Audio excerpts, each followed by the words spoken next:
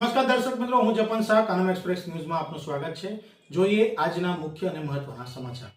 સુરતના સરથાણા વિસ્તારમાં ભારે વરસાદથી જળબંબાકાર સ્થિતિ, 200 થી વધુ લોકોનું સુરક્ષિત રેસ્ક્યુ કરાયું। સુરત શહેરમાં સતત વરસી રહેલા ભારે વરસાદને કારણે શહેરના અનેક વિસ્તારોમાં પાણી ભરાવાની ગંભીર સ્થિતિ સર્જાઈ છે।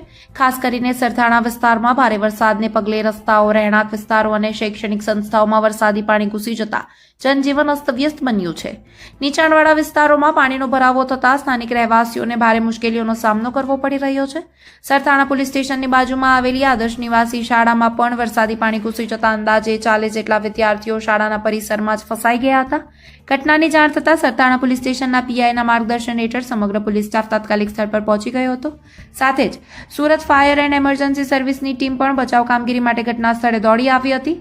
પોલીસ અને ફાયર વિભાગની સંયુક્ત ટીમે અત્યંત સતર્કતા અને ઝડપી કામગીરી હાથ ધરી વિદ્યાર્થીઓને એક પછી એક સુરક્ષિત રીતે બહાર કાઢી સલામત સ્થળે ખસેડ્યા હતા। બચાવ કામગીરી દરમિયાન વિદ્યાર્થીઓની સુરક્ષાને પ્રથમ પ્રાથમિકતા આપવામાં આવી હતી, જેના કારણે કોઈ જાનહાનિ કે ઈજા સર્જાઈ નથી। આ ઉપરાંત સરથાણા વિસ્તારના વિવિધ પાણી ભરાયેલા વિસ્તારોમાં પણ સતત રેસ્ક્યુ કામગીરી ચાલુ રાખવામાં આવી છે। અત્યાર સુધીમાં 200 થી વધુ લોકોને સુરક્ષિત સ્થળે ખસેડવામાં આવ્યું હોવાનું જાણવા મળી રહ્યું છે। વૃદ્ધો, મહિલાઓ, બાળકો તેમજ અન્ય જરૂરિયાતમંદ લોકોને પ્રાથમિકતા આપી સુરક્ષિત સ્થળોએ પહોંચાડવામાં આવ્યા છે।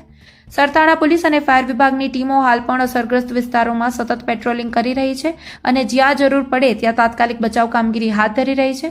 પરિસ્થિતિ પર સતત નજર રાખવામાં આવી રહી છે અને કોઈપણ પ્રકારની આપત્તિજનક સ્થિતિનો સામનો કરવો પડે તે માટે જરૂરી સાધનો અને માનવબળ તૈનાત કરવામાં આવ્યા છે।